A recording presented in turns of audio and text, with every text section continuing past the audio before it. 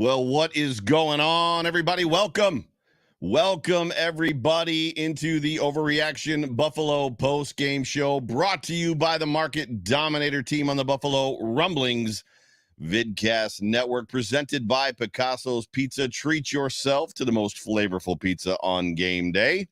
Picasso's, we are Buffalo Pizza, shipping local and nationwide. Order online at picassospizza.net. As I said, it's good to have you guys here. My name is Joe Miller. I'm the voice of the Overreaction Buffalo Postgame Show. You can find me on Twitter at Joe Miller Wired. It's so good to have you guys here. Got all kinds of people piling into the chat. Jessica Tennis, what's up? Xavier Stutz, what's up? What do we got? Karen's in the room. Karen Idzik, Karen B, Robert Sully, Robbie's in the room. Jake Botticello's in the room. I almost said Jake from Buffalo.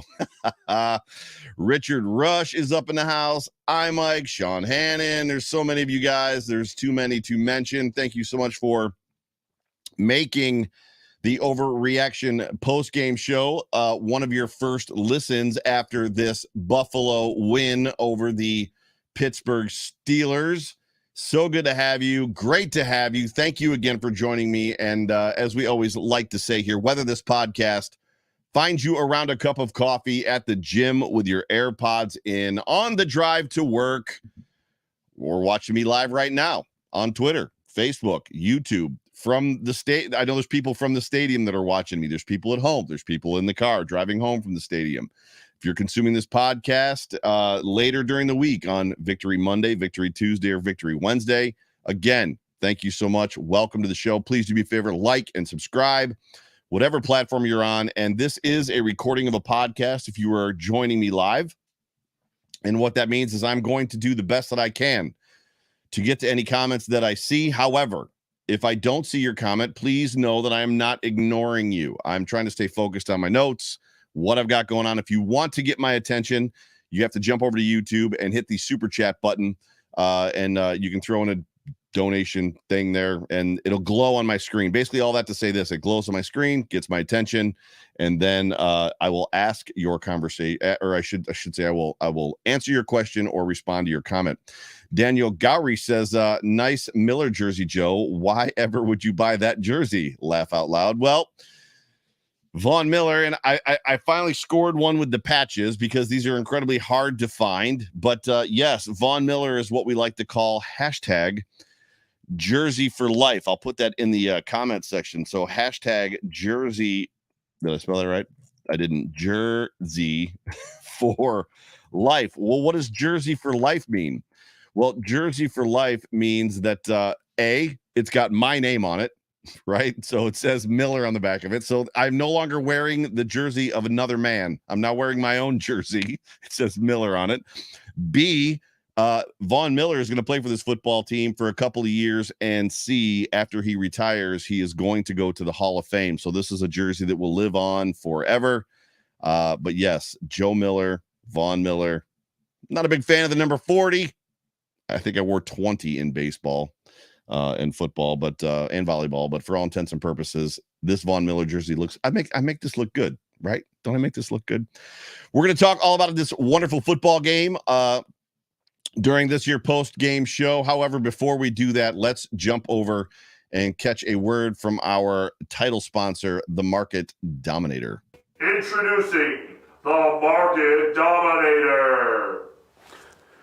Folks, I'm John Spaschak. That's right, the Market Dominator. And I am the proud sponsor of the Overreaction podcast, hosted by my good friend, Joe Miller. You know, his approach is absolutely outstanding. It's excellent. And that's what our approach is when we get into real estate. We help our clients win, just like our beloved team is doing week in and week out. So folks, if you want somebody representing you with the most cutting edge technology, using artificial intelligence and everything we can get our hands on to help you win, you reach out to me directly, 716-570-3298. We will answer our phone. And one more thing, go Bills. Go Bills. That is John Spaschak, a very good friend of mine. If you are in the market to buy or sell a home, please do not hesitate and give John a call. John is the man. You will not be disappointed. So we got a lot to talk about. It's Victory Monday. It's Victory Tuesday. It's Victory Wednesday. What a difference a year makes when you look at the two teams that have played. I've got a special guest that I'm going to be bringing on the show here in a little bit, which will be exciting. But when you just look at the paper, when you just look at effectively these two teams and what we saw last year in the home opener, which was a major disappointment, versus this game, you can't help but think what a difference a year makes. The roster changes, how the rosters are different. Obviously, Ben Roethlisberger is not on that Steelers team. Melvin Ingram is not on that Steelers team. Their roster has turned over. TJ Watt is not on that team. But I don't think that those three players alone are enough to necessarily make a difference. If you look at actually the way that Steelers team played, you could probably risk making the statement that Kenny Pickett played better than Ben Roethlisberger did last year. But it was a windy, brisk day in Orchard Park, and the fans were full throat. This is the question that I have, and I don't understand what Mother Nature has against Buffalo and Bills fans. And what I mean by that is, when I woke up this morning and I went to church at, when did I leave the house? 7:30, 8 o'clock this morning. It was beautiful outside. It was probably 51 degrees. There was no wind. Saturday, it was really windy, but there was no wind this morning. It was great. And then I got to the tailgate, and the wind started to pick up. By the time the game was being played, it was 58 degrees, and the wind was howling. Like, it was whipping through the stadium, and it was cold. I literally got to the point where I was chilled and had some issues getting warm even after I got home. Now, this is the question that I have for Mama Nature. I just went outside to grab something out of my truck before I went live. It's whatever, 7:30, 7:45 on Sunday evening, and it's not windy. The wind is completely gone. The wind is vanished. It's just moved on. It's like, oh, there's a Bills game. Oh, the game's over? Okay, we're good. Literally, that is what it feels like. I don't understand what has been going on for the last couple of years as to why every time we have a home game, the weather is not great, but it's getting a little bit annoying if you ask me. So right now it's gorgeous outside. Absolutely beautiful outside. But the Buffalo Bills, as we've been talking about already, hosting the Pittsburgh Steelers, and rookie quarterback Kenny Pickett basically buried them into the turf, made them take a dirt nap, if you will, 38-3, and that score probably could have been even better than that. This was a football game that we should have put away. And it's a team that we should have put away early, and it's one of those situations where the Bills did just that. From the very first series, they put this game away. Make no mistake, this Buffalo Bills team is very, very good. Are they going to have hiccups? Are they going to have execution errors? Are they going to come up short at times? Yes, it's going to happen. That's what happens to football teams. There was only one perfect team in all of NFL history. We're not going to mention their names, and it's not the team up north. It's the team down south, in case you weren't tracking with me. They're going to make mistakes, but make no mistake, as I said a second ago, this team is extremely good. They're very good, from the coaching staff, from the management, the coaching staff, to the quarterback, straight down to the offensive players, the defensive players, into the backups, and dare I even say, right down to the practice squad. Several practice squad players played in this football game. Several practice squad players have been playing throughout this season. This team is good. This team is just good. I don't know what else we're looking for. Coming off of a week last week where in the first half, some members of the Mafia were calling for the head of Sean McDermott, which still somewhat bewilders me. I don't know what you saw in one half of a football game that made you decide that you wanted the head of Sean McDermott brought to you on a platter. But at any rate, you advance through the second half of that game and through this game, and there probably isn't a single person that's upset with Sean and his staff, Sean and his coaching prowess, his coaching abilities. This was a well-coached football game. This is a well-coached football team. We're going to talk a little bit about it, and it's very deep. And it's very good. Very good. At the end of the day, the Pittsburgh Steelers, they just didn't have enough to compete with this Bills team on either side of the football. Yes, you've got Najee Harris, who's very good. Yes, Cam Hayward is on this football team. Minka Fitzpatrick. But for all intents and purposes, once you get past them and a rookie, I mean, they've got great wide receiver talent, right? Chase Claypool, the new Pickens kid. Like, there's some good talent there's some good talent on that team, but they just didn't have what would amount to enough to take on a competitor, a foe, if you will, that had the, what's the word? Just the ability, capability, culture, roster that the Buffalo Bills had. And what's crazy about that is after last season and giving Bill Belichick his worst loss of his career with the no punt game, and they actually ended up doing it again in the playoffs, the Bills today gave Mike Tomlin the worst loss of his career.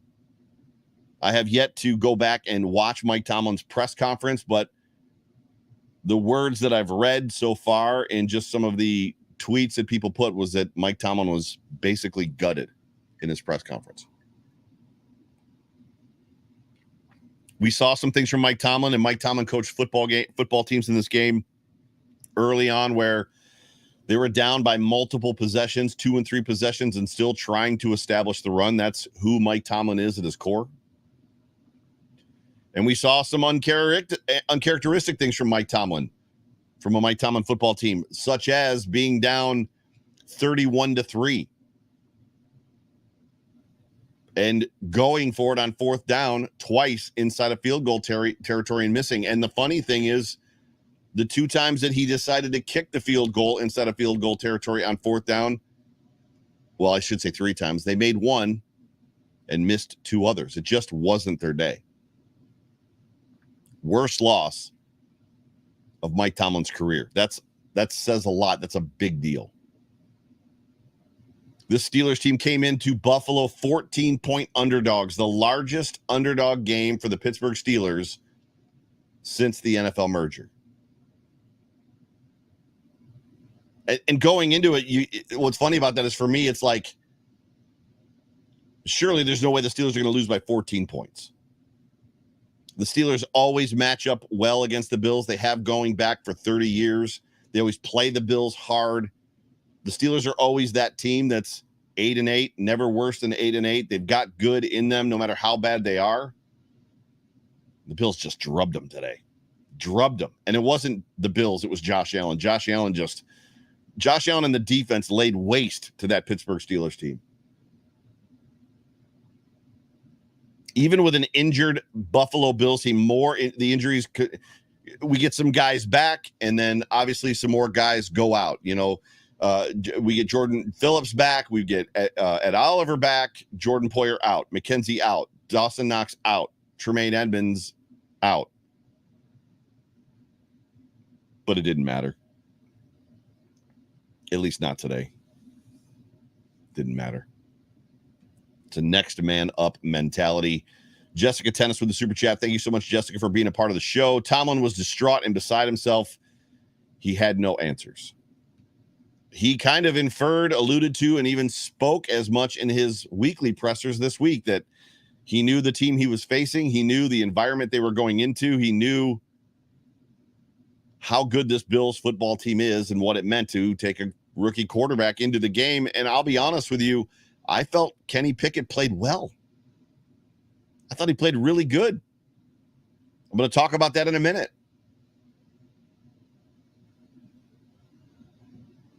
But the Buffalo Bills are definitely living inside of this next man up mentality. And you've got to believe that at some point it's going to come up short, right? At some point, they're like, whoever they bring up, the next guy, the next Damar Hamlin, the next Jaquan Johnson, the next Isaiah Hodgins, the next Tanner Gentry, the next Quentin Morris, the next whoever it is, at some point, that guy is going to be the guy that breaks the chain. But for right now, the Buffalo Bills are just rolling them. They are the deepest roster in football, not through the 53, but from the top of the 53 straight through the practice squad. It's incredible. It's absolutely 100% incredible. On defense, you got guys, like I said, Jaquan Johnson, Damar Hamlin, Tyrell Dotson, Ka'ir Elam, who's a rookie. And I know that I threw Ka'ir Elam in there because he's obviously filling in is in quotes for Trey, who's out, but he's a rookie. 2 starting safeties out as we know, Micah Hyde gone for the season. Jordan Poyer sat down. I had a conversation with somebody today that said if the Bills were playing the Chiefs today, Jordan would have played.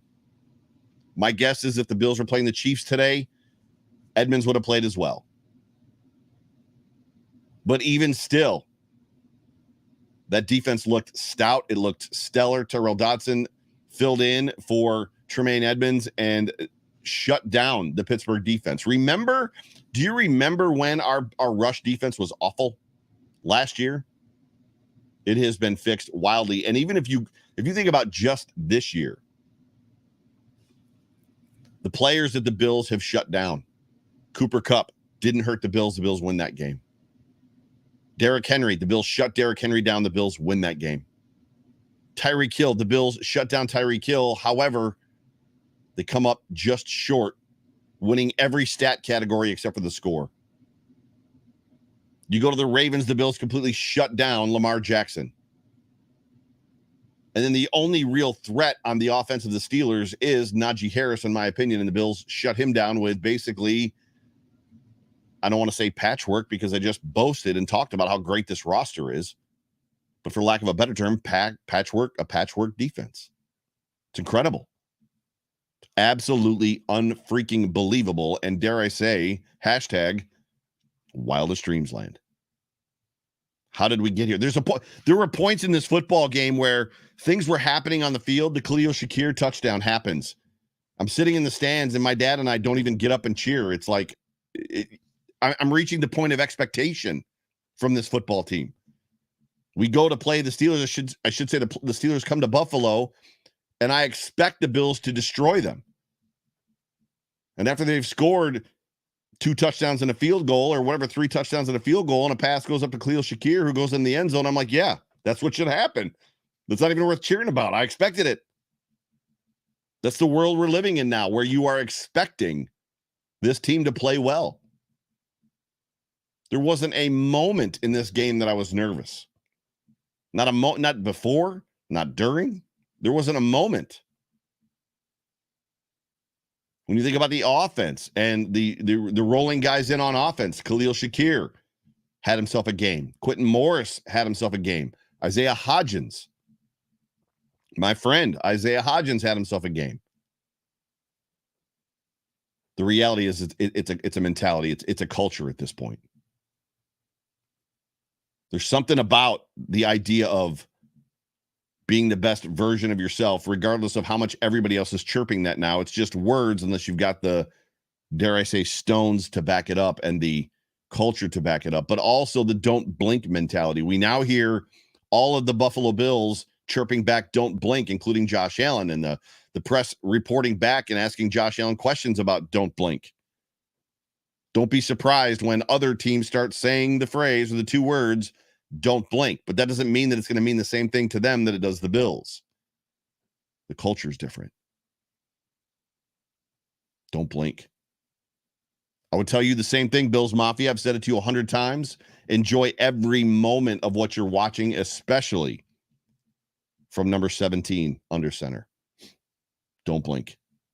Wins and losses, in touchdowns and receptions and interceptions, don't blink. Enjoy every single freaking moment of it. Right now, the Buffalo Bills coaches are coaching with confidence. You need to look no further than the opening drive. The ball is kicked off to Tywan Jones. God only knows why Tywan Jones is the one back there returning kicks. Yes, I get Tywan Jones is a running back. Yes, I get Tywan Jones is a stellar all-world special teamer as a gunner and on special teams. I get all that, but I didn't see Tywan Jones returning kicks once in training camp. Ball comes down, he fumbles it, loses his mind a little bit, can't get a handle on it. Bills ball at the 2-yard line. What are the coaches? Oh, and then what? You got a pass play, a run play. You're still on the 2-yard line. It's it was either 3rd and 10 or 3rd and 8. I think it was 3rd and 10 for the 2.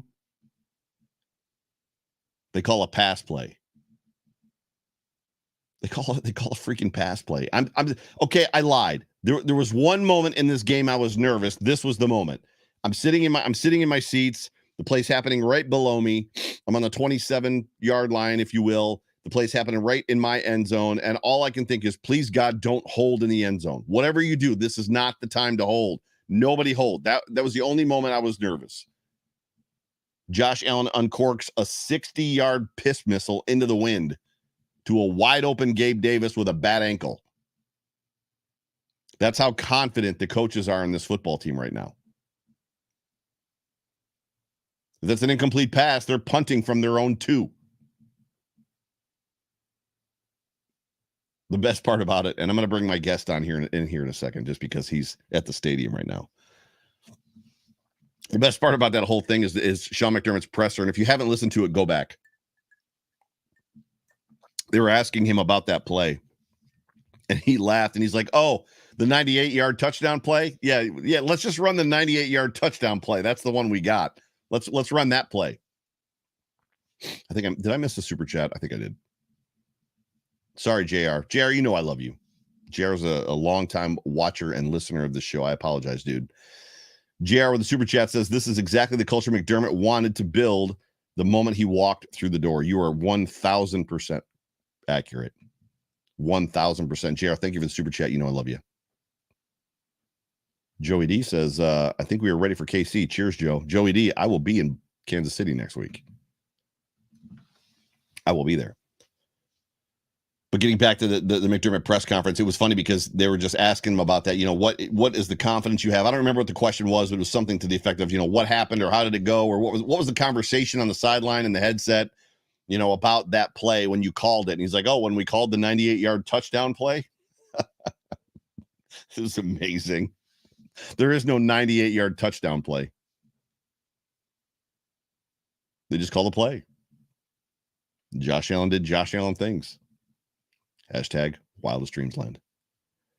What I want to do is I want to bring in my guest. So longtime listener of this show, one of my very first listeners in this show, is a guy by the name of Dave who lives in the United Kingdom. He's been a Bills fan since the early 80s or mid 80s. And today was a special day. Today, Saxon Dave from the United Kingdom is in Buffalo. He's in Orchard Park still. I'm still here. He's still in Orchard Park. He's still at the stadium partying up and celebrating this victory. Dave, how you doing? How's that win treating you? It's not too bad right now, to be honest with you. It's pretty. My voice is screwed because obviously I've cheered for the game, but the win's not too bad right now. Actually, it's quite nice. And Dave is near the Mafia house. That's what the siren is, that annoying siren that gets rung off all the freaking time. Yeah. So Mafia house is over there somewhere. So Dave, stadium there. So Dave is a little bit. He told me that he's got some drinks in him. He's celebrating this W, and we went out for drinks on Friday night. And just so everybody knows, he said coming into it, he goes, if the Bills win on Sunday, I'm going to celebrate. So he is down there with the Mafia. In the camper lot with everybody else celebrating this win. Dave, I want you to do me a favor. This is the first time, if you can, this is the first time you've been to a Buffalo Bills game. Bills fan your whole entire life. You've been to the States before, but this is the first time you've been to a Bills game and they destroy the Steelers. Can you talk to me real quick just about the emotions that you felt early in this game, like being in that stadium with these fans, the Jets flying over? Can you just talk about that real quick? I come the Jets flying over was unbelievable. I didn't even know it was going to happen. Like, I thought there was like only like primetime games or anything else. I didn't know they did it every game. Or is that me? Did they do it every game or what? It depends on the weather, but yes, they do it. If the weather's good, they do it. Yes. Okay, but no, like this is nuts, man. Absolutely bonkers. We like it, even in England, like we don't do this. This is like next level. I've been here since I came on Friday. Hang on, what day are we on now? Sunday. So I came on Saturday and we did a tailgate, and it was like, holy crap, this is nuts. And then I was with Ken Pinto-Rom, and oh my God, this is just, the whole thing's been completely nuts. It's like unbelievable. You guys, seriously, you guys are nuts. Well, like I'm not talking about us. I want to know how you felt just being in that stadium with the Mafia because you're a member of the Mafia. You first time in Buffalo, but you're a member of the Mafia. So can you give me some of the emotion that you felt today? Yeah, no, it was like a suit. I've been. I mean, let's say off my tits. I've been like super like up and out of this world all day. It's like.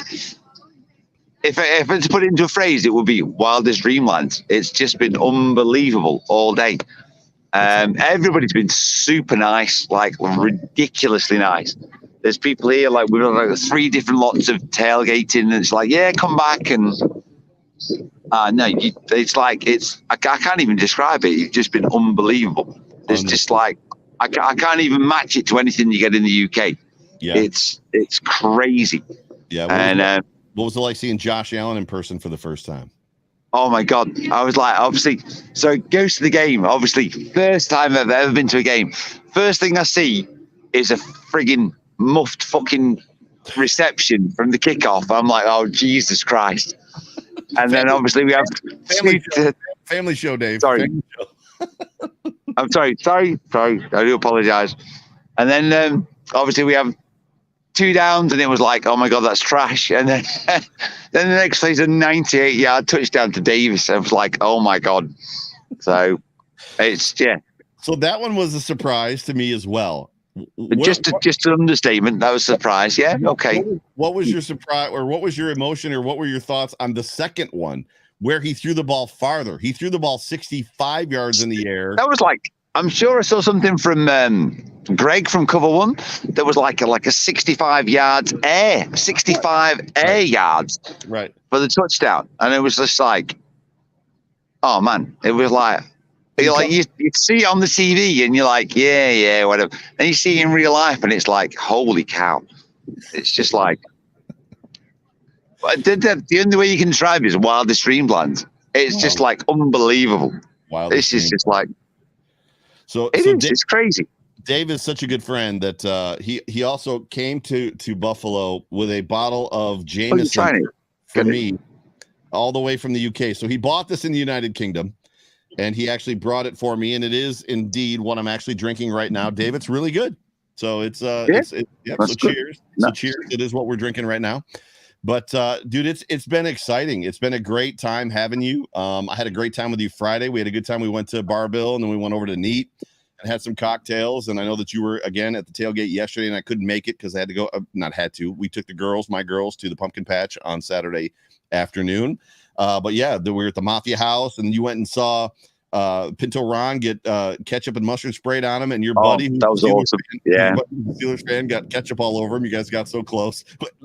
Ken even said, he said, if you'd have been here earlier and had seen you, he said you could have gone up on the truck and ketchuped him. And I was like, oh my God, I missed it. So the best part about that moment for me is your Steeler fan buddy. So what was your buddy's name again? I forget. Gav. What was it? Gavin. So Dave came to the game with his buddy Gavin, who lives in he lives in State College, but he's a Pittsburgh Steeler fan. They came to the game together. So we're at the Mafia house, and I was saying, hey, you guys need to go over and catch the ketchup and mustard thing, like the Pinto Ron thing, and they were like, oh, you think so? And I'm like, yeah, you need to. You're here. It's one of the things you got to see before you die. So they go over there, and Dave knows what it's about. He's Bill's Mafia. Gavin, I'm sure maybe he's seen it on social media, but regardless. No, he'd never seen it before. He didn't know what was going on. So Gavin wants to get so close that he is working his way through the crowd, and he gets up as close as he possibly can and ends up getting sprayed with ketchup. Now that's not where I'm going with this. So he comes back. They come back to the Mafia house. He's got ketchup on his hood. And I'm like, what happened? And he was like, best experience of my life, man. Best experience of my life. I was like, what? It was the best experience of your life? Getting a Steeler fan getting ketchup sprayed on him at a Bills Mafia tailgate is the best experience of your life. Wow. So yeah, so what was Gavin's impression of the game? Not the game itself. I'm sure he wasn't upset his Steelers got trounced, but he's still crying now. I've got like a little flask set from catching his tears right now, and so I can drink them in the future. So it's great. What do you think? What do you think about the environment in the stands? Obviously, Bills Mafia was good to him, right? Nobody. I know, he loved it. He loved it. He did. He's like, obviously, like I say, he's literally crying because he got destroyed. Yeah. But it was amazing. His dream was, I wanted to be close. My dream was, I want to blow out. And first ever Bills home game, I got my dream blowout. I don't care. Got his dream. I know he's my buddy, but like, screw that guy. Hey, blowout. Go Bills. Yeah. Screw that guy. That is amazing. Well, Dave, you're in town until Tuesday. You're going to Niagara Falls tomorrow. You got to see one of the 7 wonders of the world while you're in town, obviously. Yeah, that's the plan. You've had Barbell. You've gone to Resurgence. You've had good food. What has the Buffalo experience been like? Awesome. That's the only way to describe it. Awesome. The whole thing's been unbelievable. And then like the jewel in the crown was destroying the Steelers today. What can I say? It's just been great. The whole atmosphere, the game, everything. It's just been wildest dreamland. What can I say? It's just been unbelievable. It's been unbelievable. That's awesome. Well, bro, I love you. I appreciate you. I'm going to let you go so you can get back to tailgating. I know we got to meet up one more time before you take off. But if I don't see you tomorrow, enjoy the falls, and I'll make sure that I catch you tomorrow or Tuesday, regardless. But yeah, dude, you're the man. It's been a lot of fun. And here, I know you said you want to buy season tickets if you can and come back to a couple games every year. Yeah, so, I hope so. God, yeah. Christ, I hope so. I hope that happens too. But and someday you'll have to tell me what I was off my tits means, because I don't know what that means. Like, I have no clue. I'll explain it to you later. Don't worry. I have no idea. I might have to Google British slang off my tits, because I don't know what that means. Okay. Fair enough. Another one I learned was rammed. The place was rammed, which to you means... The place was rammed. Yeah, it was rammed. It was solid. Oh my God. I'll explain it to you. I'll take you through it step by step. But at the moment now, I'm just too excited to fucking... Oh my God. We call it packed. We call it packed. In the UK, they call it... Indeed, yeah. Packed, yeah. In America, rammed has a different connotation, and it doesn't mean that. So, but it's really? Oh, okay. Oops. Okay. I love you, dude. I'll talk to you soon. Go Bills. Go Bills. Go Bills. I'll touch you tomorrow. Okay. Sounds good, bro. Talk to you soon. That's hysterical. So that was a very rare post-game show interview that I had to give you guys. So, and he might show up tomorrow on the Phoenix show. We'll see. But it was his first time, and it was just absolutely unbelievable. And so excited to just have him in Buffalo and get to spend some time with him. You know, he is a big part of the reason why I do this stuff. The opportunity to connect, the opportunity to interact, the opportunity to make friends, the opportunity, you know, to realize and be a part of this thing, this mafia, this family that's bigger than just me and my couch, right? And Dave is awesome. And I, you know, if you guys get the opportunity to meet up with other Bills Mafia when you're home for a game or in another city, for all intents and purposes, I can't tell you enough how much you should do it. Absolutely 1000% do it. Super chat from Payton Plays, my buddy Carmen. And he told me that he was going to do this. So this is just expected and awesome. Josh Allen on pace. ... and the super chat for 6,378 all-purpose yards. 7,087 if he hadn't sat half of a game. Wildest period. Dreams period. Land period. There were several times, Payton, where Josh Allen, there was one set in particular, I believe in the third quarter, where he lines up and there's no backs. He's got 4 wide, no backs, no running backs. I don't remember what the set was, the personnel grouping, and it exactly was. And my dad's like, is he going to run it? And I was like, he's absolutely going to run it. Third quarter, the Bills are up by like 4 possessions. Josh Allen gets the snap, takes off, and he gains like, I don't even remember what it was, 10 yards, 12 yards or something like that. Like, I don't need that in a game that we are handily destroying our opponent in. But here we are. 1000%. Here we are. Stats of note. We've talked about a couple of them. Stats of note. Gabe Davis, after 2 passes in this football game, had 2 receptions for 160 yards with 2 touchdowns. That is, if that's not an NFL record, it should be. 2 passes, 160 yards, 2 touchdowns. Ridiculous. Absolutely freaking ridiculous. At halftime, Josh Allen was on pace to throw for 700 yards. It's like, obviously we knew that he wasn't going to, but it helps when on your first 3-play series, you've got 98 yards in the bank, 700 yards passing. Ridiculous. But at the same time, and I got to talk about a little bit of the bad, not the bad, but just not, some of the not great, if you will. It wasn't all roses and rainbows. The Buffalo Bills, or I should say the Buffalo Bills, the Pittsburgh Steelers are the worst run defense in the entire league. 32nd, they're bad at it. They're bad at playing against the run. And the Bills just really couldn't get the run going even in this game. I don't know if it's a commitment issue. I don't know if it's a scheme issue. I don't know if it's the coaching. I don't know if it's the players. I don't know if it's the line. I don't know if it's the running backs at this point. We've been talking about it for 3 years? Has it been since 19 or 20? We've been talking about it for a long time. It's got to get fixed. I don't know if they're abandoning it too soon. But at the end of the day, when you consider just even that concept that maybe they're abandoning the run too soon. But what are they supposed to do? When you run the ball a couple times inside of some mixed plays, trying to find some effectiveness and it's not working, what do you do when it's like, well, Josh Allen's really effective? Not only at when he runs the ball, but when he throws the ball, really, really effective. We'll just go with that. I mean, what are they supposed to do in that situation?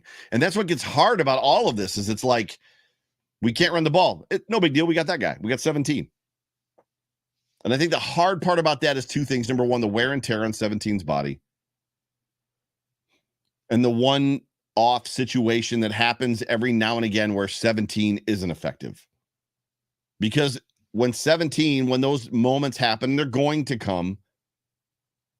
There's going to be times when Josh Allen's not effective passing the ball. We've seen it a little bit here and there at times.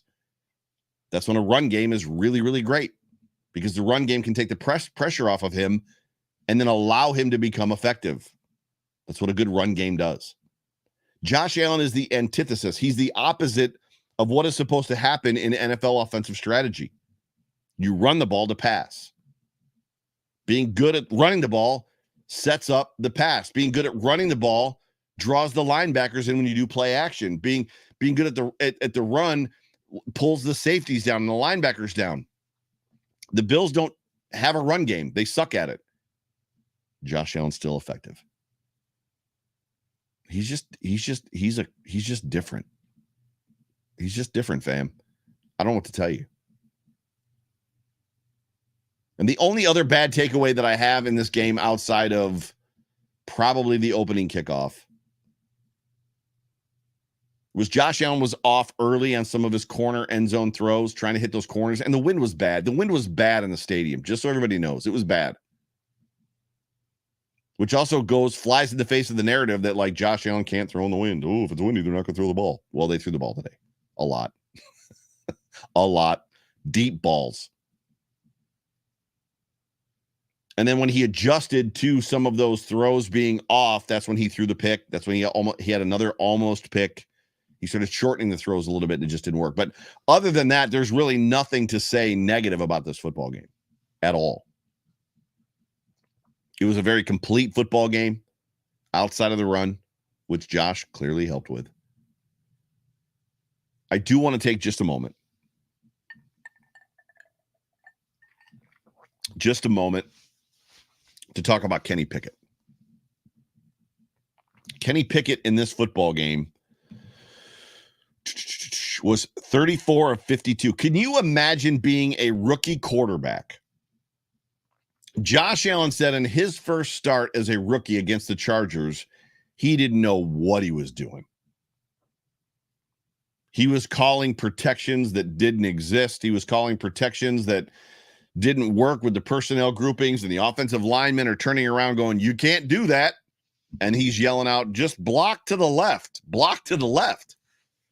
Can you imagine being a rookie quarterback in the NFL 5 games in against the Buffalo Bills defense, who has been the number one defense in the NFL for the last 3 years, and is hands down between Leslie Frazier and Sean McDermott probably the best pass scheming defense for years. I don't know anybody that's ever been better. Maybe that old crusty dude from the Steelers that was a Bills coach, defensive coordinator for a while. I can't remember his name off the top of my head. I'm sure somebody in the chat knows who I'm talking about. Kenny Pickett was 34 of 52. He threw 52 passes in this football game. 52. He threw for 327 yards, and they weren't goofy, awkward, weird, kind of like he's just out there looking like a rookie and got lucky with a couple things. Like he was good. The word that was used on the Locked On Bills podcast with Joe Marino with the Locked On guy from the Steelers was he just reads it and rips. Read and rip. That's what he does. And you saw that in this football game. He basically read the defense as far as as much as he could see and made his decision, and I'm just going to throw it to that guy. And it worked well for him. 327 yards. Josh Allen didn't have a 300-yard game for how long? The Bills didn't have a 300-yard passer for how many years? Dick LeBeau. By the way, thank you, Buffalo Archives now. Dick LeBeau. The Bills didn't have a 300-yard passer for years. Kenny Pickett comes out and does it his first game against the Buffalo Bills. Now, I'm not ready to crown him and say that he's going to be a Super Bowl champion. He's going to go to the Hall of Fame. That's not what I'm saying. I'm just saying recognize good when you see it. Kenny Pickett is probably going to be a very serviceable, good to great quarterback in the NFL. He's got what it takes. His passes were crisp. They were on a line. They were accurate. He was decisive. He looked good on a windy day in Buffalo. It wasn't easy for Josh to throw today necessarily, and Kenny Pickett looked good. Didn't throw a touchdown.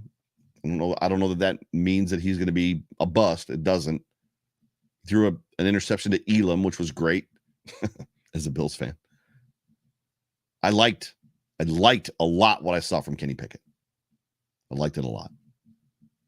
I'm not saying that I'm a Kenny Pickett fan, but I think he's a kid that I could root for, if that makes any sense.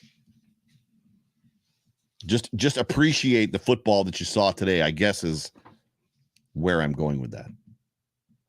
Real quick, let's talk about the Western New York Beer Trail. Hey, Bills Mafia, we know that Buffalo is a drinking town, even if you're from Europe, apparently. By the way, I apologize to everybody for the curse words that Dave was using. Here's the thing. So if you've watched Gordon Ramsay for 5 seconds, he uses the F word all the time. There's a cultural thing between countries and all that kind of stuff. So over there, the word bloody is the F word to them. Right? And to us, bloody means nothing. To them, bloody's the F word. The F word means nothing, and the F word to us is the F word. Like, you don't say the F word because the F word is bad. So I apologize that he swore a couple times. So if there's any moms, I know that moms listen to this show while they're driving their kids to school, and sometimes it's like, oh my gosh. Yeah, so I apologize that happened. But just keep in mind that culturally speaking, that curse words, swear words, vulgarity is cultural. It's another one of those cultural things that just because it's a bad word here, like, no, I'm not going to say it. I was off my tits. What does that even mean? I was off my tits. I was so excited. I was off, whatever. I'm not going to keep saying it. It just is what it is. But yeah. Anyways, I got to start over. We all know that Buffalo is a drinking town with a football problem. And just like an Allen to Diggs touchdown pass or an Allen to Gabriel Davis touchdown pass versus the Pittsburgh Steelers, I have the perfect pass for you. The trail pass, that is. The Western New York Beer Trail and 2022 Trail Pass is your passport to great local craft beer and other craft beverages in Western New York. When you purchase and use a Trail Pass, you can get 2 half-price beers at 42 different area breweries, bottle shops, and pubs, including a meadery, a cider works, and a distillery. If you've never been to a meadery, they're pretty cool. I've been to one in Tennessee, in Clarksville, Tennessee. And you score over $350 of savings inside the pass, just like a Bills-Patriots playoff game or a Bills-Steelers regular season game. You score every time you use it. The 2022 Trail Pass is good now through the end of the year, and it's available along with other Beer Trail items at the website www.wnYbeertrail.com. Click on the shop tab. Enter this code right here as I'm pointing, the voice 20, and get 20% off the pass. You can also buy it at the Totally Buffalo store in Amherst and Orchard Park, Buffalo Gift Emporium in Tonawanda, and the One-Eyed Cat Brewing in Williamsville. We at the Western New York Beer Trail are proud to support everything local, craft beer, small business, and local charities. Western New York Beer Trail. Drink local, support local. We'll see you on the trail. So let's get into what would be the story of this here football game. And what I want to title it, I think, is probably Facts and Firsts. I'm going to talk about this briefly, and this is kind of fun and kind of neat. Oh, I forgot to talk. Well, I'll talk about it in a minute. Sideways in my notes, sorry. The reason I'm sideways in my notes is because I brought Dave in way sooner, because he was like hanging around, walking around the parking lot by himself, and I didn't want to ruin that moment for him. He was supposed to come on later in the show, but I was like, I'm going to bring him on now. Anyways, so facts and firsts as it pertains to this game, the story of this football game. 424 yards by Josh Allen, a career regular season high for Josh Allen, and a Bills record for the most yards in a regular season game. So no quarterback in a Buffalo Bills uniform has ever thrown for 424 yards in a regular season game. Josh Allen, until today, Josh Allen now owns that record. One more record. It's pretty much what's not commonplace. It's pretty much expected at this point that Josh Allen is going to own every single Buffalo Bills quarterback record by the time he retires. All of them, except for maybe bad ones.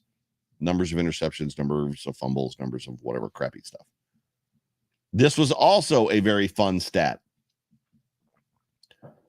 Sean McDermott has a winning percentage now of 0.616. So he's got a 616 winning percentage as the Buffalo Bills head coach. He has now supplanted Marv Levy as the winningest coach in Bills history. Marv Levy was 615. McDermott is 616. Now, obviously, that can change as the season goes on. But it kind of tells you the direction or where this is going. Sean McDermott is a good head coach. Sean McDermott is a very, very good head coach. These are fun stats for me coming up here. Isaiah Hodgins had his first NFL catch as a professional football player today. Wide open running down the sideline. He had a couple other catches that were important where he got open. It was great to see him. Everybody on this show, if you listen to this show, if you've listened to it for 5 minutes, you know that I've got a relationship with Isaiah and Maya, his wife. I love them. They're great people. They're good people. And he's been very patient. He's been very mature. He has had every reason to be angry over a couple of years, but he's remained humble. And it looks like that humility is about to pay off. Just so everybody understands what happened this weekend with Hodgins versus Tanner Gentry. So they were both on the practice squad. Isaiah Hodgins was signed to the 53-man roster. Tanner Gentry was called up from the practice squad. So being called up from the practice squad is basically it's that COVID rule that they came up with a couple of years ago where you can call guys up from the practice squad just in case like there's a COVID designation. And then they go right back to the practice squad. So they're not signed necessarily contract wise to the 53. They come off they don't come off. They come up from the practice squad, go back down to the practice squad. That's what happened to Tanner Gentry. Isaiah Hodgins was signed. He signed an NFL contract with the Bills. Not his first one, obviously. He signed one as a rookie as well. Signed a contract with the Buffalo Bills. Sorry, my ear is messing up. Signed a contract with the Buffalo Bills. And the expectation at this point is he's going to be with the 53 for a number of weeks. We don't know how long. It could be for the rest of the season. It could be for the rest of his career. It could be for the rest of his contract. He could also play for 2 or 3 weeks, 4 weeks, and then the Bills sign OBJ and he goes back to the practice squad if he makes it through waivers. And keep in mind and have this on the front of your thoughts that if he has success at the pro level in regular season games on Sundays and the Bills waive him, he's probably not going to stay on this roster, even though he has so far. There's a measure of Russian roulette, flirting with disaster. Pick a fun little phrase here. Isaiah Hodgins had his first catch as an NFL professional. Fun day for Isaiah. Proud of you, bro. James Cook had his first touchdown as a rookie, as an NFL player. It was a great run. I'm the guy that's been talking about the fact that I feel like the game is a little bit too big for James Cook. However, he had his first touchdown. It was awesome. Khalil Shakir had his first touchdown. That kid just looks ready to play. I'm ready to see Khalil Shakir be my slot receiver going forward. Like that dude, I'm in. I'm all in with Khalil. And Kaiir Elam had his first interception of his career in this football game. And as I said before, after last season and giving Belichick his worst loss in his career, this team did. This team is now given another future Hall of Fame head coach, one of the best head coaches in NFL history, Mike Tomlin, the worst loss of his entire career. What I'm going to do now is I'm going to go ahead. I'm going to read your tweets, Bills Mafia, and then I'm going to get you guys out of here. The show is long in the tooth, as I like to say. You hear me say it all the time because I can never get anything done inside of an hour. Podcasts, by the way, are only supposed to be like 25 minutes long. Joe Marino crushes it. Joe Marino does the 25 to 35-minute thing well. Joe Miller, not so much. I sent a tweet out. Okay, Bills Mafia, how does that win have you feeling? Working on my show notes right now, and we'll be reading your tweets in the Overreaction postgame show live at 8 p.m. Hashtag Go Bills, hashtag Big Dubs. These are the tweets that I received. Johnny O at JD777-42869. I understand how we should be happy. Maybe we should just expect perfection. It's not that. Regardless of if they win by 3 or 30, there are times during the game they just really struggle. They should be smoking teams by way more, but mistakes hold them back. Nitpicking, I know. Bro, they won by 35. They won by 5 touchdowns. By the way, I don't pre-read these. I don't pre-read any of these tweets. So when I read them to you, it's the first time I'm reading them. They won by 5 touchdowns. 5.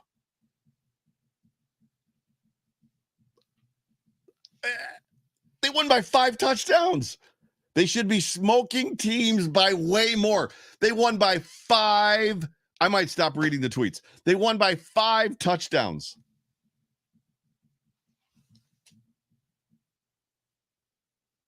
I don't even know where to go from here. Is this for real? They won by 5 touchdowns. Oh my gosh.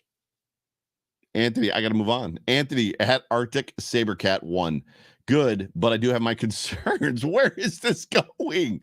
Last week I got accused of being negative, and a dude was like, I stopped listening to your show 10 minutes afterwards. And it's like, I told you there was 2 separate notes. There were 2 games. I had negative notes. I had positive notes. If you don't like the negative, stick around for the positive, and you didn't do it.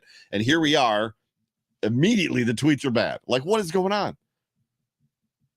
Good, but I do have my concerns. Injuries. Well, sure. Us turning over the ball twice a game. Was it twice? It was once. Josh Allen threw an interception. Now I got to look at the stats, which I didn't even talk about today. I think there was only one turnover today. Hang on a second. This show's getting longer by the moment. Oh, apparently there's a fumble loss. That might have been I may have dipped out at the 9-minute mark, just so everybody knows. I dipped out at the 9-minute mark. So apparently there was a fumble I didn't catch. Injuries, us turning the ball over twice a game. If I'm wrong, I apologize, but turning the ball over almost twice a game shouldn't be happening. Appreciate you being a part of the show, Anthony. I just don't know what we're doing here if we're talking about negatives. Jessica Tennis with the super chat. Anthony, we hope, is just 10 and a half years old. Yikes. I agree. Richard Rush, my guy, Richard R. Rush, too. What a first game for Saxa Dave, who you just all got to meet. If you're not following him on Twitter, you should be at Saxa Dave. Hashtag Wildest Dreams Land. Need I say more? And Dave actually responded to that tweet with, I'm disappointed they scored 3 points. Fantastic. Saxa Dave actually with the next with the reaction tweet. Feeling like I need to go to every home game! ! That was awesome. Although Homer Dave aside, I'm disappointed we didn't get to Pickett more. Go Bills. Praise hands. Anthony he came back at. Oh, that's something different. I'm not reading that. Ronnie at Ronnie Eastham. Surprised Pickett put up as many passes as he did with only one pick, and the Bills only scored 3 sacks despite all those dropbacks, not to mention putting up over 300 yards on our pass defense. I really hope Poyer can return next week, or we'll have a shootout again. I would full well expect somebody to score 38 or better points in the game next week against Kansas City. And that's all I'm going to say. Somebody is going to score a crap ton of points. That is going to be a shootout. Don't expect the 2020 COVID year Bills game in the rain, where it was like a low-scoring game. That's that Bills-Chiefs game. That's not going to happen. James Alexander Perks at Mr. J Perks, 6789. Nice to see the fringe guys get to show their stuff tonight. Morris looked very comfortable filling in for Knox. Oh, Quentin Morris, yes. And Khalil Shakir absolutely broke out subbing for McKenzie. The real test is next week, though. Cautiously optimistic. Go Bills, James. I'm cautiously optimistic as well. The Bills right now have opened a 1-point favorite in Kansas City next week, which I will be at that game with my whole family. Tifolo at Ruby T with 4 E's. I love a healthy Gabe Davis. Rookies looked great, albeit some struggles with Elam early. Shakir's yak is exactly what this team needs. And lastly, Ken Dorsey and Leslie Frazier play calling is elite. Tifolo, you are 1,000% correct. Thank you so much for being a part of the show. Thank you. Josh, the Bills Reverend at Rev Bills Mafia. This is my guy, Josh Whippy, who used to be in a punk band back when I was, when my music career started out. Me and Josh go way back. My heart soars with Eagle's Nest, with the Eagle's Nest. That's all he said. Unbelievable. Sharon Briandy at Sharon_Briandy, all the way from Florida. Gabe Davis plays so much better healthy. The D is scary, and we are missing many starters. Finally, Josh Allen had 424 yards and didn't play in the fourth quarter. Go Bills. I didn't even add that part. Unbelievable. Xavier Stutz at XCS713. We are unbeatable at home until a team shows somewhat of a fight against us. Nothing will change in my mind. The Bills have outscored opponents 79-10 at home. Hashtag Wildest Dreamsland. And I will add, Peyton Plays tweeted out as well to myself and to Bruce Nolan that the Bills are 0-1 in games where the opponent scores a touchdown in the second half, because the Bills have shut their opponents out in the second half this whole entire season so far. That's a crazy stat. And the last tweet that I have for you this evening, because I didn't get one from Pam, I didn't get one from a bunch of people. Pam, I know you're in the comment section, so that was directed directly at you. Scott F. Bills Mafia at S Fury 1511.